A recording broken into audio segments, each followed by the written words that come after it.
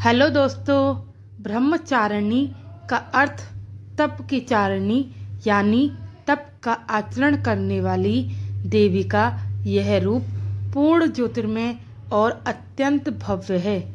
इस देवी के दाएं हाथ में जप की माला है और बाएं हाथ में यह कमंडल धारण किए है।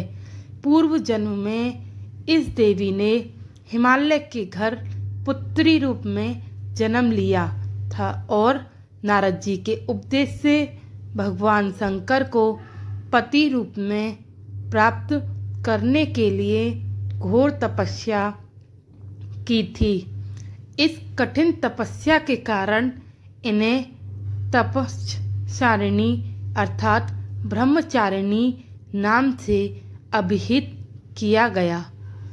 1000 वर्ष तक इन्होंने केवल फल फूल खाकर बिताए और 100 वर्षों तक केवल जमीन पर रहकर साख पर निर्वाह किया।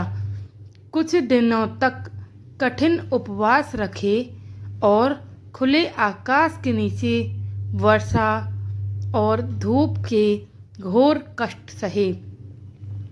3000 वर्षों तक टूटे हुए बेलपत्र खाए और भगवान शंकर की आराधना करती रहीं।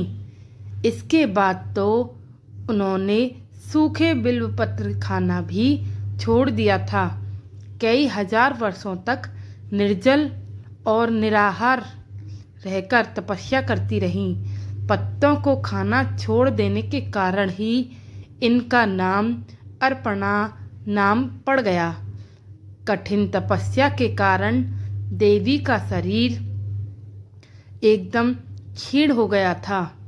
देवता, ऋषि, सिद्धगण, मुनि सभी ने ब्रह्मचारिणी देवी की तपस्या को अभूतपूर्व पुण्य कृत्य बताया, सराहना की और प्रशंसा की और कहा, हे देवी, आज तक अभी तक किसी ने इस तरह की कठोर तपस्या कभी नहीं की।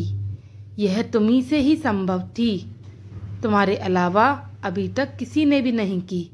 तुम्हारी मनोकामना पूर्ण होगी और भगवान चंद्रमौली शिवजी तुम्हें पति रूप में प्राप्त होंगे। अब तपस्या छोड़कर घर लौट जाओ। जल्द ही तुम्हारे पिता तुम्हें बुलाने आ रहे हैं। इस देवी की कथा का सार यह है कि जीवन के कठिन संघर्षों में भी मन विचलित नहीं होना चाहिए।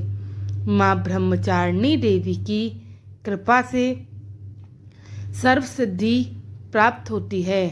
दुर्गा पूजा के दूसरे दिन देवी के इसी रूप की उपासना की जाती है और विधि विधान से इनकी पूजा होती है।